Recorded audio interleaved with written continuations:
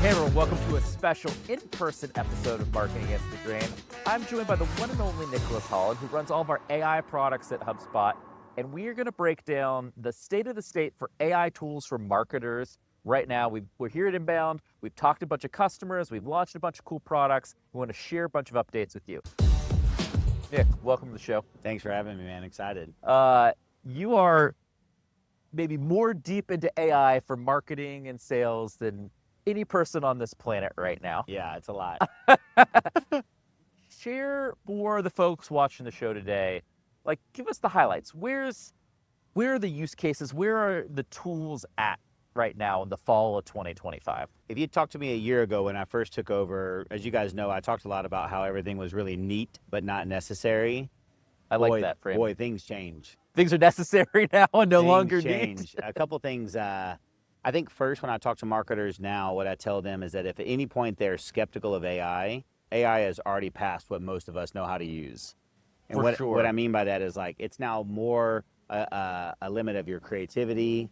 It's a limit of do you know how to integrate it into your work. But yeah, the things that I'm seeing right now is like the best marketers, they have their AI assistant, often plural now, and they're using those for like different jobs. So like the assistants are getting really good at different jobs. They've worked it into their kind of work streams, and when you say assistant, I'm just clarifying for everyone watching, you're talking ChatGPT, Anthropic, our Breeze assistant. Yeah. Like the traditional kind of, hey, I'm chatting, asking a bunch of questions, kind of using it as a thought partner. Yeah, and it even goes beyond that. So like what I'm really fascinated by is like, you're getting to a point now where like, and even like HubSpot's team, Claude is really good at certain things. ChatGPT is really good thought partner. You see some people who prefer deep research over there. And so when we started working with Breeze, one of the things that we had as like a thesis is that when you really start to use these, you'll want it to know you in a professional capacity. When you really start to use these, you'll want it to know the company that it works for. So context, if, you know, for everybody listening, I was talking to OpenAI as I said, I think the word for 2026 is going to be context. I think it's going to be, you know, if I came to start working for you right now, you would spend, 6 to 12 weeks teaching me about HubSpot. You would teach me about how we do marketing. You would teach me all that stuff. And so I think context is going to be a really key part of what AI we do. needs taught all that same information. Totally. And I think you can teach it through interaction, and that's what you're working on. That's what most people have been done, teach through interaction. And so we've now added a bunch of like memories and all that stuff. But the other part that I think is really going to start coming about is that when you're working with these things, you're going to want to have it go deeper into your business data. With Breeze Assistant, one of the things that our customers want is like if you ask about a company, tell me about marketing against the grain. Yes, you've got data that it can search the web.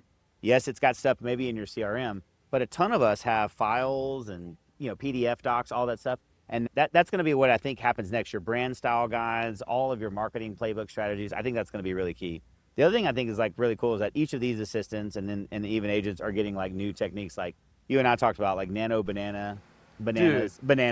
I will say that image and video models are definitely a theme of the moment right now. Google's Nano Banana image model, Google's VO3 video model, like they're ready for the prime time. They are ready to create real marketing assets. Two stories that I thought were good. So there's a Photoshop Reddit where people say, hey, I need help. Will you do Photoshop on there? And I just watch them. And somebody, and I think I shared this with you, somebody was like, making out, and there was a old movie billboard, and they said, can you change the movie billboard to say a wedding date? And all these people are doing Photoshop, and I just put it in Nano Banana, and I was like, can you change the billboard to this date? And it killed it, 13 seconds. And then just on a lark, I was like, I took it over to VO3, and I was like, can you, I just wrote surprise me. I didn't even tell it what I wanted to. And so then they're making out, and then the lady puts her leg down, they stand up and smile at each other. Again, 13 seconds. It was crazy. And so, you see Super Bowl commercials coming out that are going to be all AI now. I don't know if you saw that. Yeah, I did. Like we're at a point right now. Like if I was a marketer, the world is my oyster. I can do anything, and that's just with the assistants. That's not even when you get into like setting up agents that are running in the background. And yeah, stuff. We're going to talk about agents in a minute, but like I think the point you're making is like you're only limited by your own creativity and your own ambition today. 100%. Real quick. The smartest marketers I know are using AI agents to handle the heavy lifting. But here's the thing, you need the right prompts to make it work. We've put together 22 ChatGPT marketing agents that'll handle everything from competitive analysis to customer feedback analysis. These agents work like a marketing team in your back pocket. You can get it right now. Scan the QR code or click the link in the description below. Now, let's get back to the show.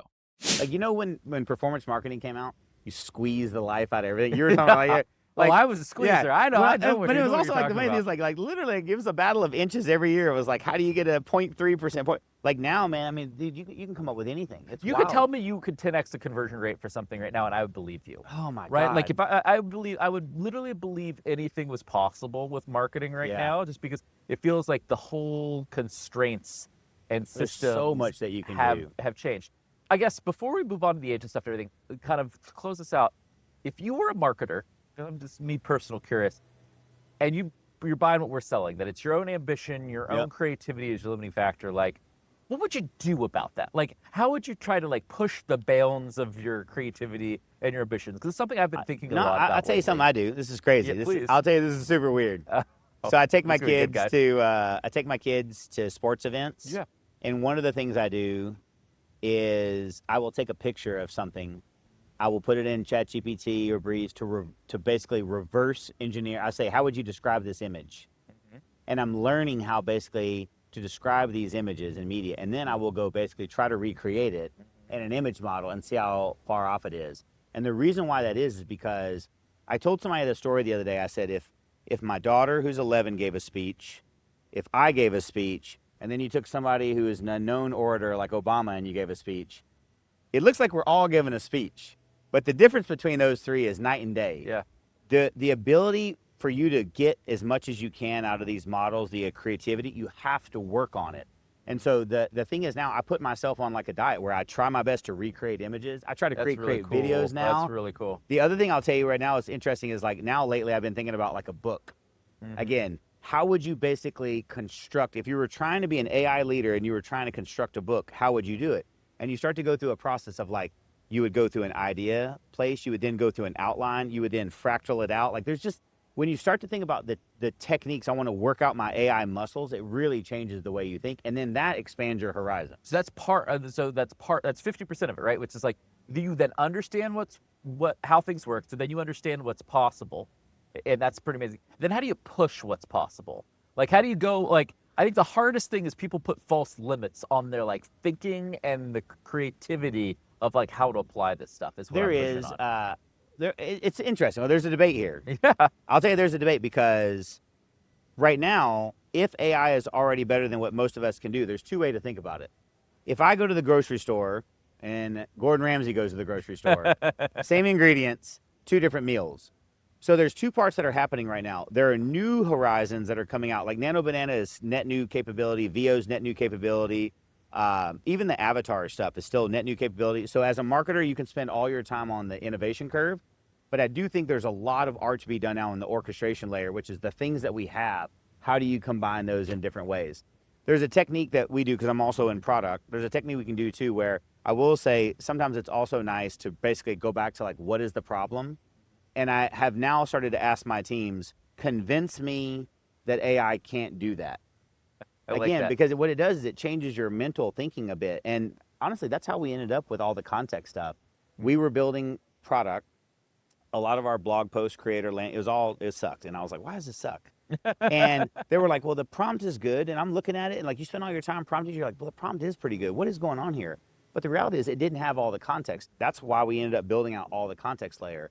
That's why I go back to, if you just started with the premise of this isn't good enough, where is AI falling down? You start to become a master of all those Lego blocks, and that's where you start to create some really badass stuff. Yes, then you could just build things that you didn't realize were possible before. I agree. You see what I'm saying? Like you wouldn't invent the new iPhone unless you went to engineering school and design you school. Understood. Yes. User experience, Yes. hardware, That's right. software. You have a lot of components that you have to figure out. That's right. I love that. Okay, one of the things we were talking about right before we started was we're seeing a rise of agents on websites. We have a customer agent product that people use on website. The initial use case for that was like for customers to go to a website and get their support questions answered. But you've been talking to a bunch of people who are using that for marketing use cases. That's right. And I'd love for you to break down and share what you're learning there, because I think we're getting to a point where every marketer is going to want an agent on their website. Totally. More than just website. It'll be every tier one interaction. But yeah. So roll back the clock whenever HubSpot first came out with chat, we put it in Sales Hub. And the thought was, okay, people, when they want to chat, will want to buy something. And that turned out to be a terrible mistake. Terrible assumption. So then we were like, okay, it must be support. But for the last few years, I would always talk to the customers, and many of them would still basically say, this is here to answer marketing questions. So when we came out with Customer Agent and it did tier 1 support, I was asking some of these, I was like, what happens if somebody wants to ask something that's not, hey, something's broken, I'm unhappy? And they were like, yeah, I would love that. So then we started watching the conversations, and it was wild watching customers. They would ask a support issue, and maybe it's because they didn't buy the right thing. Think about it. I come to HubSpot, and I'm like, very common I own problem. Sales Hub, and I'm like, hey, why can't I go, send an email off? And it's like, because you didn't have this product. So is that a support issue? Is that a sales issue? Really Sales hard to know, issue, right? It's hard to know hard for issue. anybody to know. So a lot of our customers said we wanted to answer kind of pre-sales questions. And so we opened it up. So now it's not the knowledge base. Now it can consume websites, all sorts of material. And we started seeing the number of marketers add this start to grow. And so I was like, this is fascinating. Let me call them up. And so like one recently I just had, they said, listen, we're watching our customers, and they're coming and they're asking tons of, like, they're doing their research. Yeah. And it's just less effort than clicking around in our navigation. And he said, I don't have any data to back it up. He said, but I believe in my heart of hearts that they would have left and gone and got the answers from a competitor.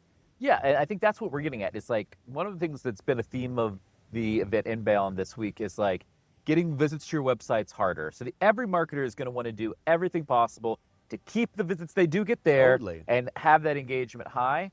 And the other thing we're talking about is just like, it's easier and it's much lower commitment. There are no stupid questions to an Right. agent. Right. I can ask the dumbest thing. That's right. Like, why does this cost so much? That's or right. how did this work for me? Or I don't even understand what this acronym is. Totally. Explain it to me. And you wouldn't do that to a real person. A lot of No. people would, because they'd be afraid of looking stupid. Or pressure. Like, I mean, honestly, like, Yeah. we talk about like marketers, we call it a funnel for a reason. Everything's Yeah, we're like, sliding drive down, it, you gotta do some stuff, right? So like, it's when y'all were doing the marketing experiments for yourself and you guys had the avatar, talking to a real human was like 4 minutes or less, and talking to the avatar was like 8 minutes. Yeah, we just for context, we had like an AI avatar that was like video or text on the site, and you could just either talk or text or type with them.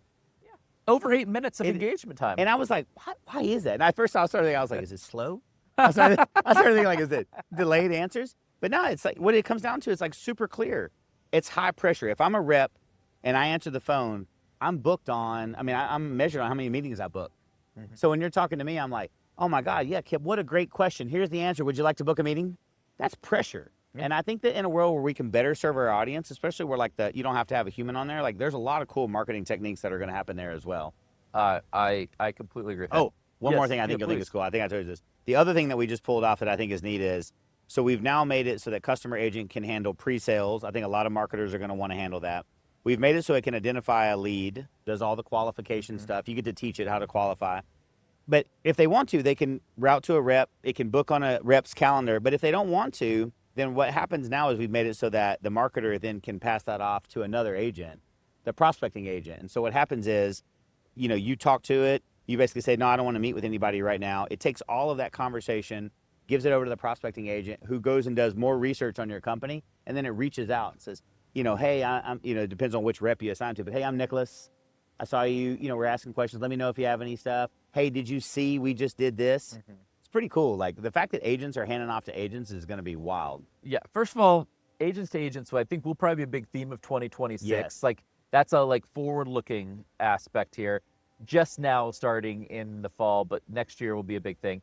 The follow-up to that is like you're kind of letting the dirty little secret out that in the AI world, marketing is eating more of the sales process. Man, no doubt. Like a marketer is just going to have much more influence over the sales process and ownership over the sales process than they did a year ago. Absolutely. Do you agree with that? Yeah, and I don't think the salespeople honestly care. No, I think it's the stuff the salespeople don't want to do. Can you imagine right now, you go to our sales team and you say, hey, real quick, all your AEs, I'm going to go ahead and get them flush with meetings and so you can hit your quota. They'd be like, yes. Well, and you're doing that by doing all the stuff that they don't want to do. It's like, oh, you're Mr. or Mrs. Sales Reps, you are out on vacation, and I can have an agent handle the meeting booking for you instead of having your manager, Totally, like an hour a night try to play catch up. Like that is a game changer. Well, for companies. also, and like an SDR role is a tough role. An Huge. SDR role, it's like going to boot camp to try to get into like a job. It's like, all right, man, we're going to put you on the phones for a year. If you make it, you might get you a sales job. Like if the sales team, if the marketing team could handle that level of scale, I think that would also be amazing as well. So I'm pretty excited, man. Like there's the amount of stuff, there's a white space right now. That's the biggest thing that you and I've talked about. 2 years ago, no white space. No, it was super competitive. It was hard. It was hard. There's a lot of white space right now. Yeah, and it goes back to what we started the conversation with. It's like you're really only limited by your creativity and your ambition, because it's not just with AI, it's with anything. Just like where you even decide to focus and play with AI, there's just way more opportunities. Like totally, we've seen that in the themes of this week, like the rise of AEO to disrupt traditional search engines, the rise of influencers, like so many new channels, so many new ways to think about marketing, all these AI tools that make video, images, participating on Insta, YouTube, all of these channels much more cost effective. Yep. It's wild what's possible. Unbelievable. Like man. we're running an experiment where we're doing traditional produced video ads and then AI video ads, and like the AI video ads are going to do well.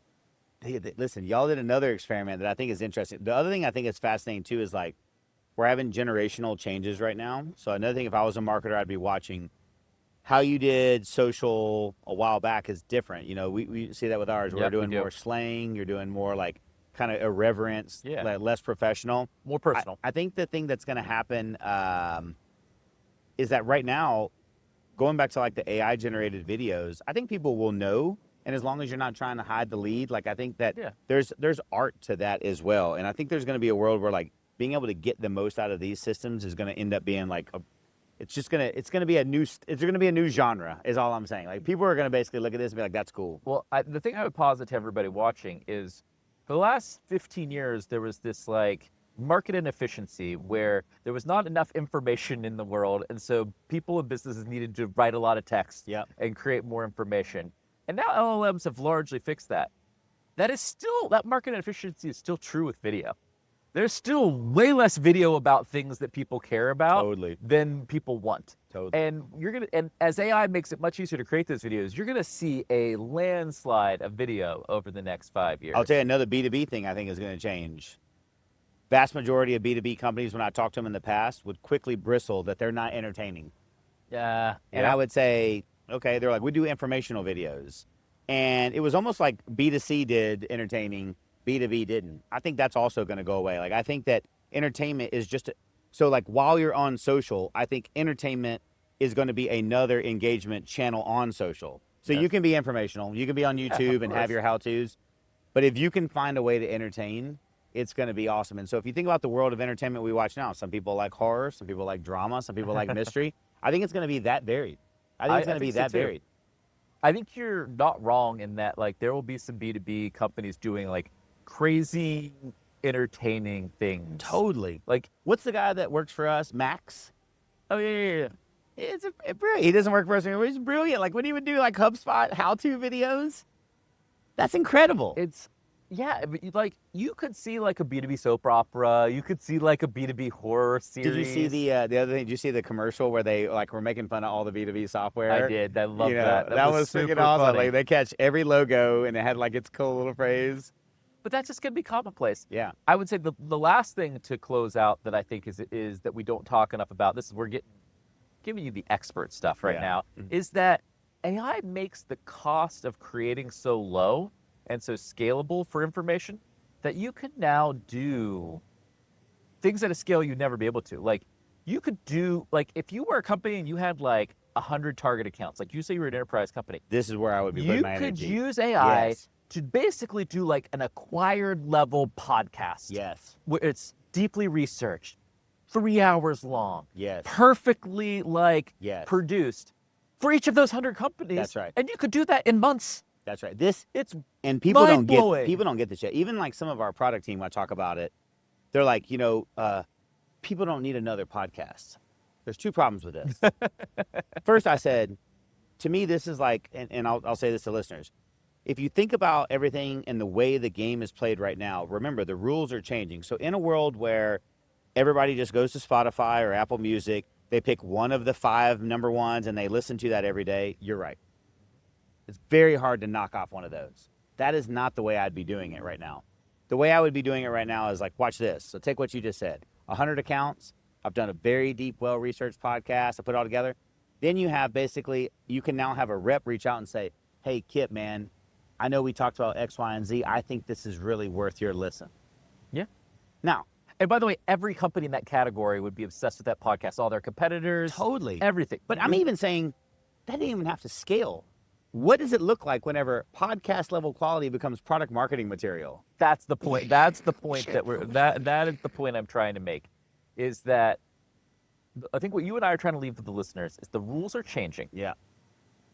And there's new fields to play on. And you win the game by making the rules up. Totally. And so create a new game, make your own rules. Totally. And we're trying to give some practical examples of how to do that. And we're trying, I think the big takeaway from being at the event here is that the technology is caught up with the hype. There's right. a lot more that is possible today. We're at an inflection point now. Yes. Where it's no longer the just neat. Now there are parts that are necessary. We're at a point today where it's not six-finger monstrosities. Now it's basically better than any photographer that you can go get. And we're at a point right now where if you have creativity, it's beyond like what most marketers have flexed in a while. Like, you know, this is a brand new paradigm. And it's a game where if people don't want to get out on the pitch and practice, there are going to be some losers. They are. And your point is the people who are going to be left behind are going to be the biggest losers. And that's why I say, I know it sounds super silly, but I literally was just this weekend, I saw a very complex thing at a gymnasium and I was like, how'd they make that? So I basically do that, and you just have to work on these muscles, and it helps you understand all sorts of things. I think now, to kind of close out, like, I think you could literally just, with AI and yourself, find the best 100 ads in the whole world. Now, that's right. That is good. And reverse engineer. That's practice. The whole thought process between the best 100 ads in the world, and at the end of that, you're probably a better creative. Yes. Than like 99% of the people in this world. That's what I was trying to say. Because the other thing that too is is like incredible. And what's funny is when someone says, I would love to be like their mentor because they go, I couldn't recreate that. I'd say, why? And they'd say, well, the AI. I'd be like, no, I don't know. Let's talk a little minute, you know, because a lot of times they're like, well, I don't have their brand or style guide. That would be an example of missing context. Yes. And you could go figure that out. There's a whole path to go figure that out. You know, they're like, I don't have those kind of fonts or typography. I'm like, there's a whole way you could learn to just talk in that language. Well, then go learn about how typography to make, and then AI will make you a custom type. That's exactly right, you know? Anyways, over the course of a year, you could become a world-class creative, that's right. I believe. I'll tell you the last thing, the story. Like, the most kind of poignant thing that I loved was my kid was trying to start a little idea. And so I'm practicing all the time.